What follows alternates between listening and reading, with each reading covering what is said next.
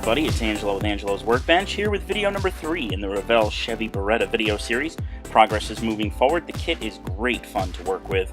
Here you see all of the parts that have been removed from the sprues and are getting ready to be cleaned up and sanded. I am not going to show you cleaning up and sanding all of the parts. That would be an entire video all in itself and one that you probably would not enjoy. So we are going to clean one or two of the parts and then we're going to move forward into paint.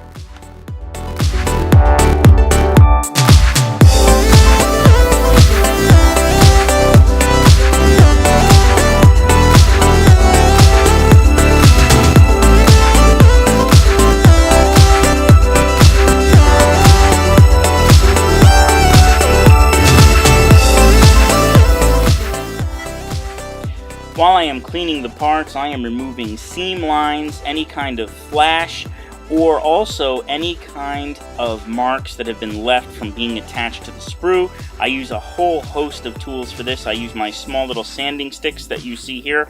I have a selection of needle files, and I also use my X-Acto knife at times during this task.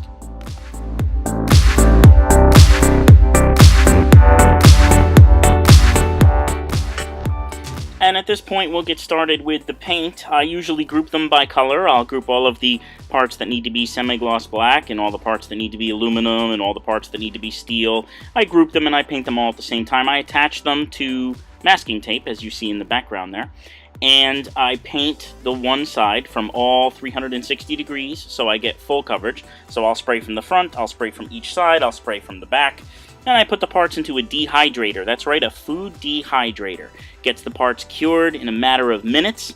Then I take them out of the dehydrator. I basically flip them over, stick them to a new piece of masking tape, and then paint them from all four directions, 360 degrees, front, back, left, and right.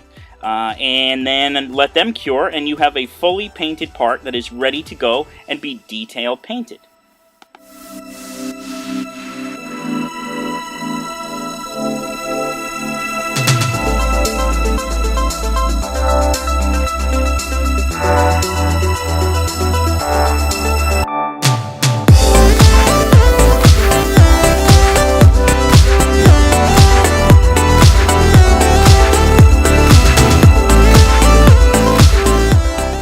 For larger parts, I try to find a different way to mount them other than sticking them on masking tape and just painting them half at a time.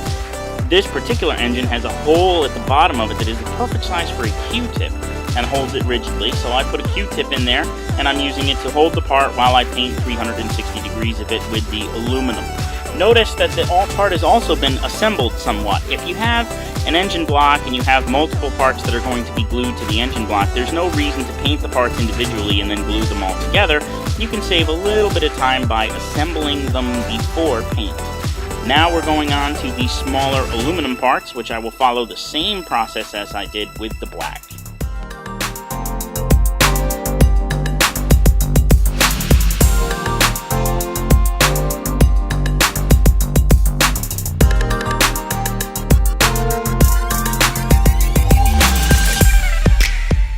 I have been asked numerous times how I thin my Tamiya paints.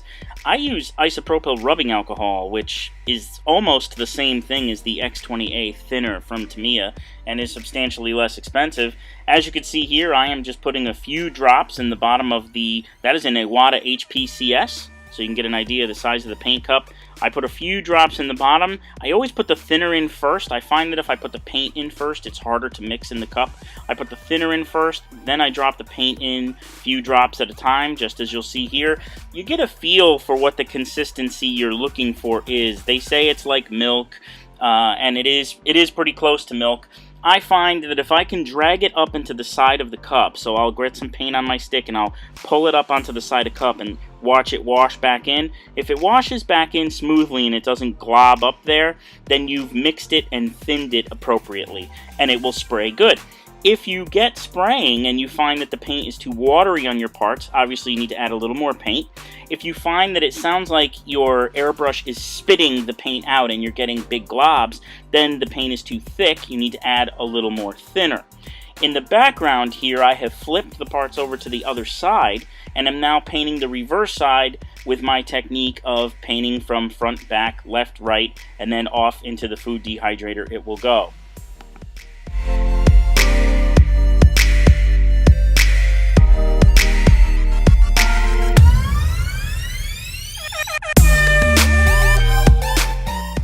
At this point, we're going to get started with the assembly. We'll start with the motor. I'm going to be using Bob Smith Industries Super Gold Plus, which is an odor-free CA glue, crazy glue. And what it'll do is it will be safe for use on clear parts and or chrome. And since we have some chrome here on the engine, I'm going to stick with the Super Gold Plus. The rest of the time, you'll see I use the MaxiCure or the InstaCure, also from Bob Smith Industries, which work great for assembly.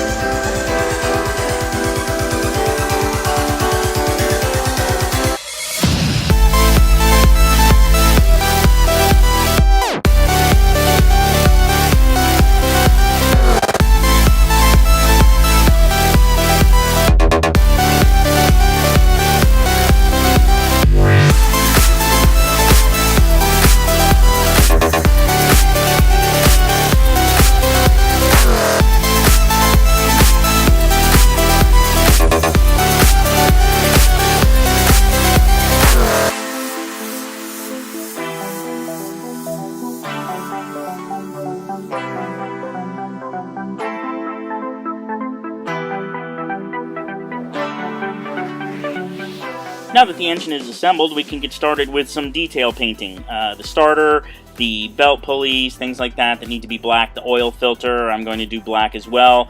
Just a little detail painting before we move on to the wash, which will be coming up soon. I also want to say that the engine in this kit was a lot of fun to build. It's a really cool twin carb, twin blower setup that looks right at home in a Pro Street race car.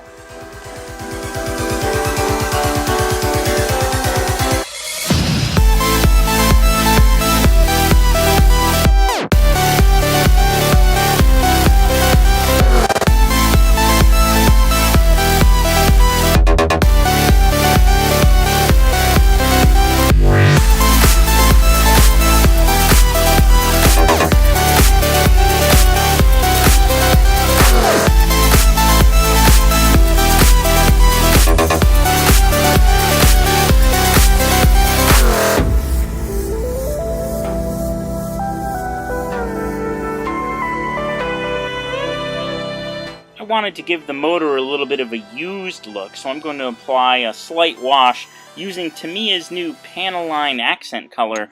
This product has been very well received in the model industry. It is an enamel, so you're going to want to be careful with using it on any type of enamels. I have experimented with it on a couple of enamel parts and it worked okay. It didn't dissolve the paint. However, since I shoot mostly acrylics, I don't really have to worry about it. But the Panaline accent color has done very well for me on panels and calling out highlights on light-colored parts, just as you see me doing here.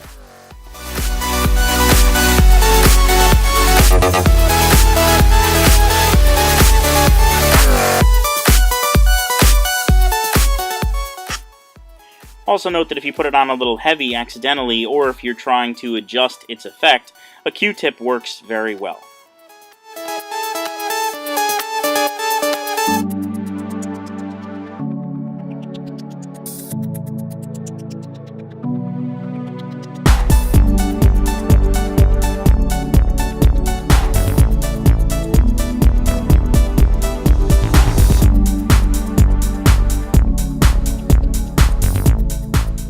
And here is the engine all completed, assembled after a light little bit of weathering, and then now it will be installed into the chassis.